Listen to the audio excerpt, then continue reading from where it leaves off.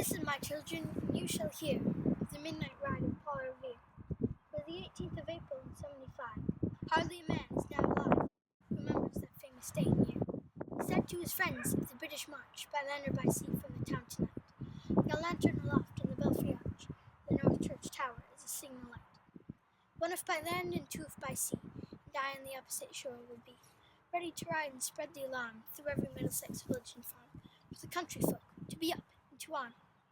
Then he said good night, and with muffled oar, silently rowed to the Charleston shore, just as the moon rose over the bay, where swinging wide at her moorings lay the Somerset, British man of war, phantom ship, with each mast and spar, across the moon like a prison bar, and a huge black hulk was magnified by its own reflection in the tide. Meanwhile his friend through alley and street wanders and watches with eager ears, till in the silence around him he hears the muster of men at the barrack door, the sound of arms and the tramp of feet, the measured tread of the grenadiers marching down to their boats on the shore.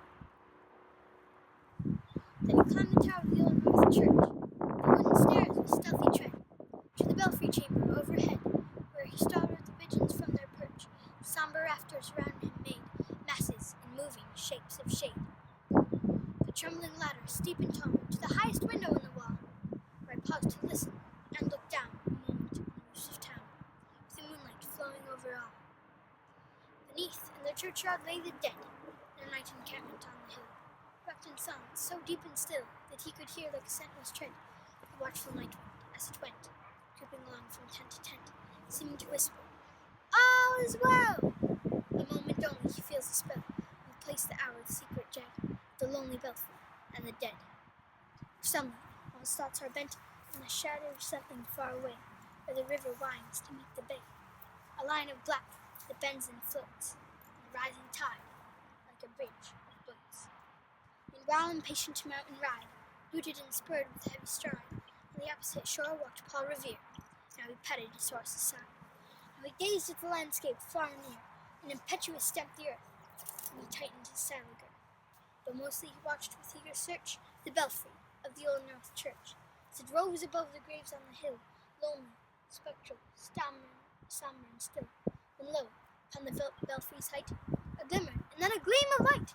He springs to his saddle, the bridle he turns, but lingers and gazes till full on his sight a second lamp in the belfry burns. A hurry of hoofbeats in the village street, shape in the moonlight, a book in the dark, and meath from the pebbles and passing spark, struck out the steed that flies fearless and fleet. That was all, but yet through the gloom and the light, the fate of the nation was riding that night. The spark struck out by a steed in his flight, kindled the land in a flame with its heat. He's left the village and mounted the steep, and beneath him, tranquil, broad and deep, is a mystic, meeting the ocean's tide. And beneath the alders that skirt its edge, now soft on the sand, now loud on the ledge, has heard the tramp of the steed as he rides. It was 12 by the village clock, when he crossed the bridge in the Medford town. He heard the crowing of the cock, the barking of the farmer's dog, and he felt the damp of the river fog that rises when the sun goes down. It was 1 by the village clock, when he galloped into Lexington. He saw the gilded weathercock swim in the moonlight as he passed, and the meeting-house windows blank and bare, gazing at him with a spectral stare, as though they already stood aghast at the bloody work he would look upon. It was 2 by the village clock, when he came to the bridge in Concord town. He heard the bleating of the flock and the twittering of the birds in the trees. He felt the breath of the morning breeze blowing over the meadows brown, and one who was safe and asleep in his bed, who at the bridge would be first to fall, who that day would be lying dead, pierced by a British musket ball.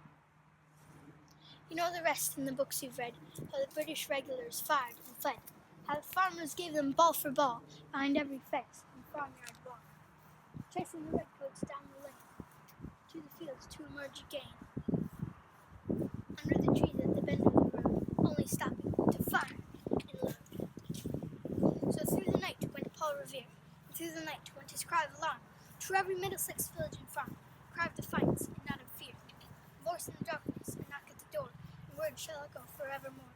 For born on the night wind of the past, through all our history to the last, people will waken and listen to hear the hurrying hoofbeats of that steed, the midnight message of Paul Revere.